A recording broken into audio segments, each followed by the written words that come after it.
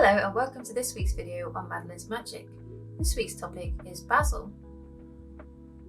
Basil, also known as Ocimum basilicum, is a culinary herb of the family Lamiaceae or Labiataceae, the mint family. Don't know if I pronounced that right, but we gave it a good shot. It is a tender plant used in cuisines worldwide and has many magical uses and applications. In Western cuisine, the generic term basil refers to the variety also known as sweet basil or Genovese basil. Basil is native to tropical regions from Central Africa to Southeast Asia, but has now become globalized due to human cultivation. The name basil comes from Latin basilis and the Greek Basilicum futon. I don't know, I had a French accent then, so sorry about that. Meaning royal or kingly plant. Possibly because the plant was believed to have been used in production of royal perfumes.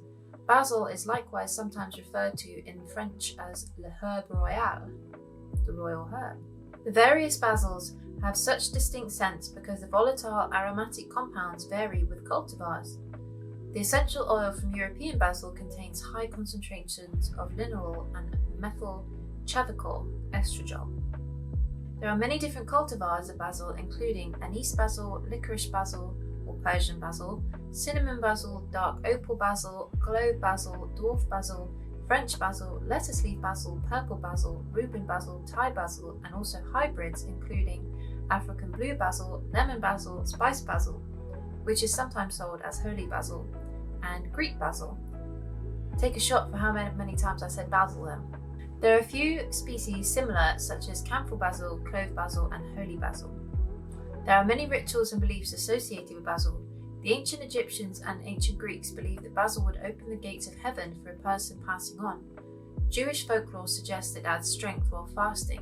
However, herbalist Nicholas Culpeper saw basil as a plant of dread and suspicion. We'll get to that in a bit. Basil has religious significance in the Greek Orthodox Church, where it is used to sprinkle holy water. Now onto the medicinal properties. Basil is full of antioxidants. Sweet basil contains a compound called eugenol, and lime and lemon basils have limonene. These antioxidants, along with others such as anthocyanins and beta-carotene, help to fight free radicals in the body. A 2019 study in rats found that an extract of sweet basil leaves helped reduce high blood sugar levels. The result also suggested that basil leaves may help treat long-term effects of high blood sugar. A 2011 review reported on findings that sweet basil extract briefly reduced high blood pressure, possibly due to the extract's eugenol content.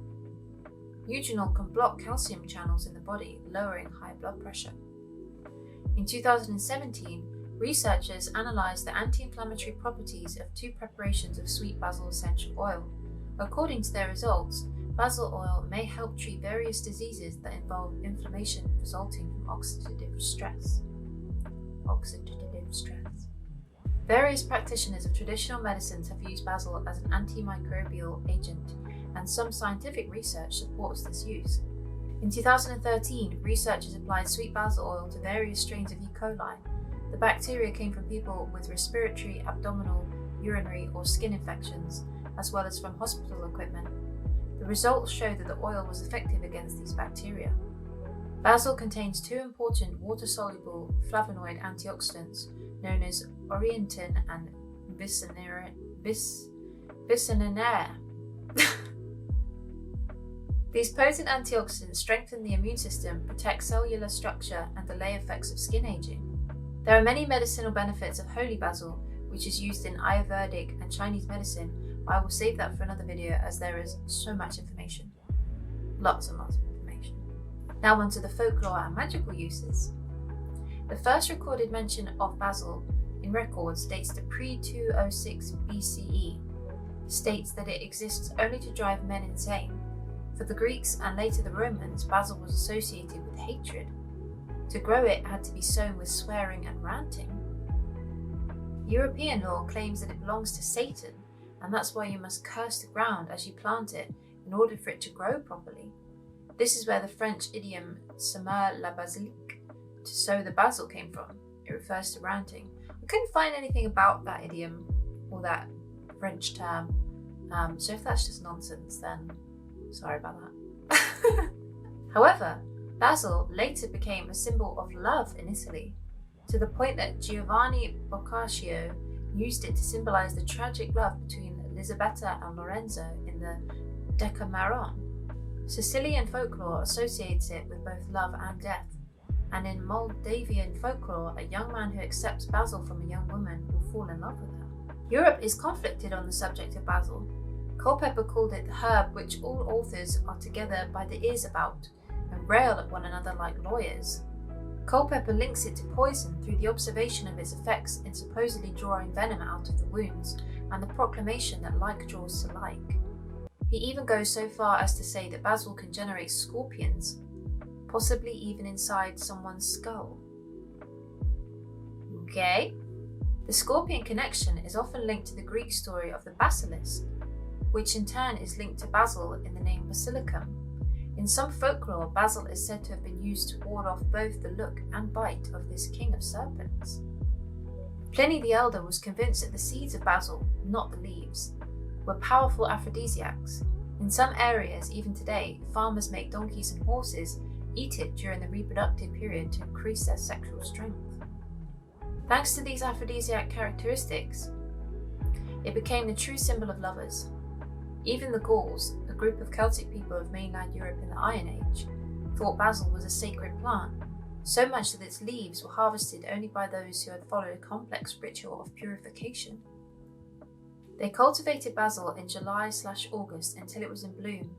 The harvesters of this sacred plant had to undergo strict purification rituals, washing their hands with which they collected the plants in the water of 3 different springs, dressed in clean white linen clothes, keeping a distance from other people, and do not use metal tools to cut the stems. The sanctity of basil was also held in high esteem by the Egyptians, who used it for the preparation of balms used in the embalming of the dead. Basil is also associated with the voodoo love goddess Erzuli, and is recorded as being used in love spells for divination and ensuring faithfulness.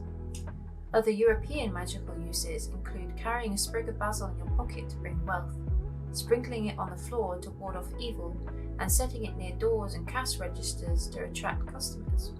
In the Christian tradition, basil is said to have grown at the site of Christ's crucifixion and is part of the St. Basil feast day celebrations in Greece on January 1st. Apparently, witches drank basil juice before flying on their brooms. Maybe it aids in astral projection. Basil is often associated with prosperity and money.